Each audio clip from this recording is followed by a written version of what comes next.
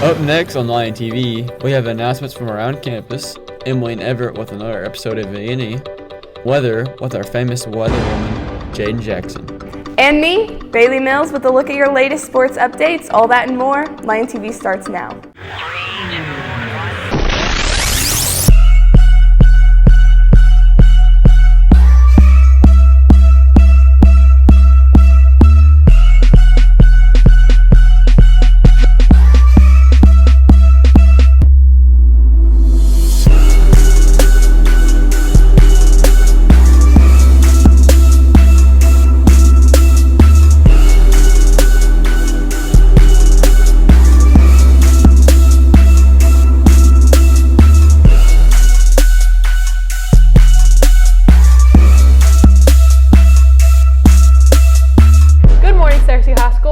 After a much-needed weekend, I'm Brooklyn Morgan. And I'm Josh Creans, and we're here to tell you what's up in Searcy News. With that in mind, let's jump into some announcements. A representative from the Arkansas School for Math, Science, and the Arts will be here November 16th at a table outside the cafeteria during first and second lunch. To speak with any freshman or sophomore interested in applying to attend ASMSA, a minimum GPA 3.25 is required for any interested applicant. Second tryouts for boys soccer will be Monday, November 20th from 3:30 to 4:30 at the grass field. There are several changes regarding admission and scholarship criteria at A-State Jonesboro. These are as following. The university will superscore the ACT for our institutional scholarship offers beginning with our fall 2018 offers. Admissions will also accept ACT superscores for admission to the university. A-State Jonesboro will upgrade fall 2018 institutional scholarship offer for qualifying students who take the December 2017 ACT. If the student was admitted by the December 1st deadline and becomes eligible for a higher scholarship offer. In regards to the A-State scholarship, any upgrades would be the A-State Spirit through the A-State Excellence Scholarships, because the A-State scholarship will be awarded the second week of December as always. Congratulations to all of the Searcy High School choir students for making the Arkansas All-Region Choir. Now we have our very own Lauren Smith, who I guess you could say went back in time somewhere in Searcy. Yes, last weekend I had the opportunity to speak with Miss Elizabeth Hurd and learn more about Pioneer Village, their 10th annual Spring Fest, and what she deemed Searcy's best kept secret. We have 3 events a year, and this particular event we draw usually close to 2,500 people. While you may drive by the location multiple times a day, it's likely that you haven't been filled in on the rich history that Pioneer Village has authentically represented since the 60s. There was a local Searcy businessman, Orrin Vaughn, who is actually the one that started Pioneer Village. And he's the one that began to collect the buildings from around White County. And all the buildings are original to White County. This particular event day is jam-packed with all things Pioneer. Choosing your favorite attraction may be hard. We have so many different things that are going on, from the music to dancing. This year we have a man that's showing how to make logs out of cut trees, and that's a first. Of course, volunteers are always welcome to Pioneer Village. However, our generation is extremely encouraged to get involved in learning about and preserving our town's history. We would love to get young people involved so that they can see how this works and hopefully develop a love of history. The history that Pioneer Village and Pioneer Village Fest represents pertains to each and every one of us. I always tell people, regardless of where you grew up, or how much money you have today, or who your family is today, at some point in time, everybody's family lived exactly like is portrayed here at Pioneer Village. Knowing who our families were and how they lived is both crucial and interesting.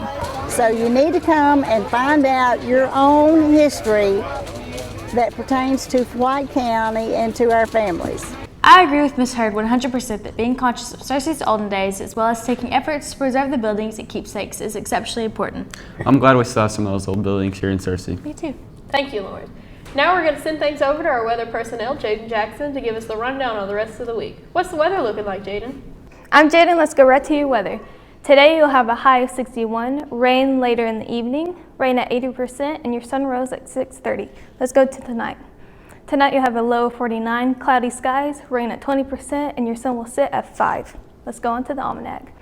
Your average high is 62, low is 39. Your monthly average of precipitation is 5.15 inches, and your month to date is 0.28 inches. Let's go to your 5cast. Thursday, you'll have a high of 60, low of 54, with a 20% chance of rain. Friday, you'll have a high of 72, low of 51, 60% chance of rain. Saturday, you'll have a high of 59, low of 36, 10% chance of rain. Sunday, you'll have a high of 59, low of 35, 0% chance of rain. And Monday, you'll have a high of 59, low of 44, and a 0% chance of rain. So the first few days are going to be cloudy and rainy, but once we get into the weekend, the sun should come out. I'm just hoping we have a lot of snow days this year since we seniors don't have to make it up. Oh yeah.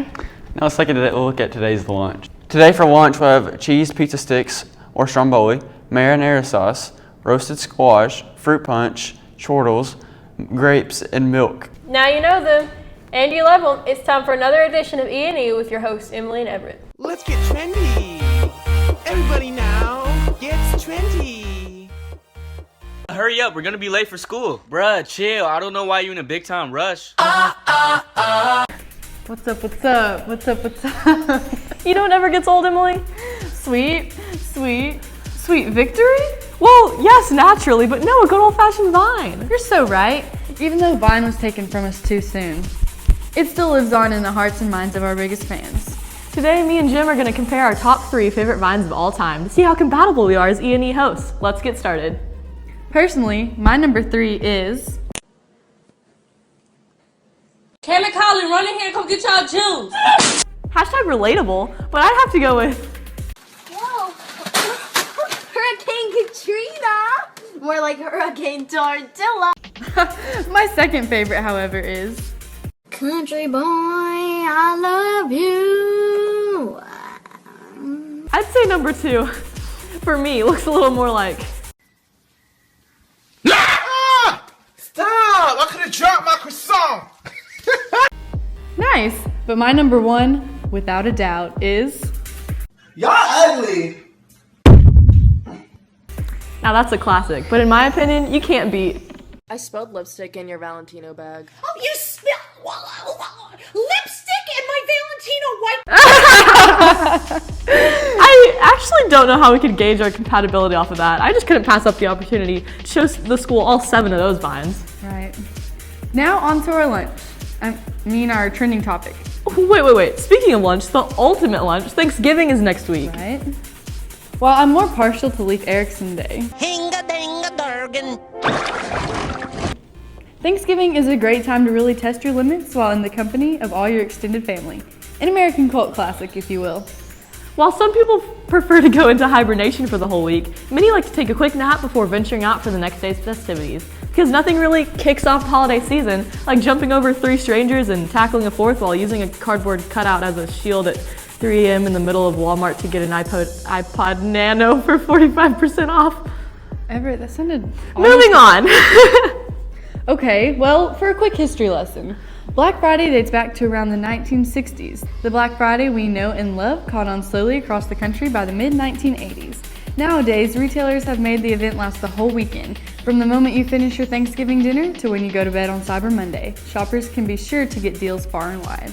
Well, Em, looks like we better go get to clipping coupons. That's all for this edition of E&E. As always, I'm Everett Kirkman. And I'm Emily Housley. Catch us with even more topics after Thanksgiving. See y'all then. Glad y'all got to see us. Hasta la vista. Back to the news desk. Thank you, ladies, for those much needed updates. Finally, we have Bailey Mills in sports to recap us on the last Friday's playoff game against Lake Hamilton. How did the game go, Bailey?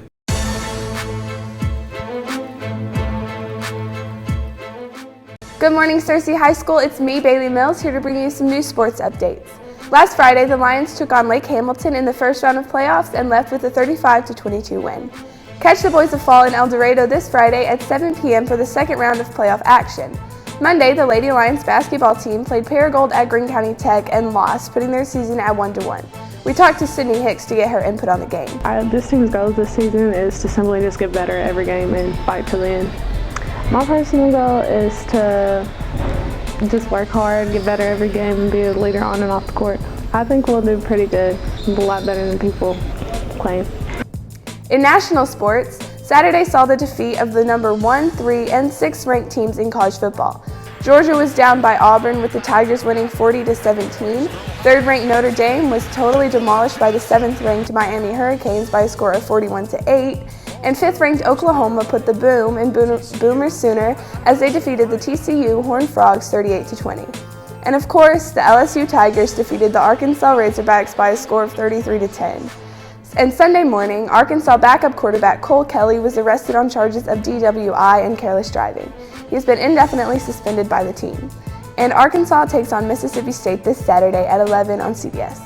That's all I've got for sports today, Cersei. Back to the news desk. Thank you, Bailey, for all those updates. With that, we'll wrap up today's edition of Lion TV. I'm Josh Means, and make sure to follow us on Facebook and Instagram at Cersei Lion TV and on Twitter at Lion TV.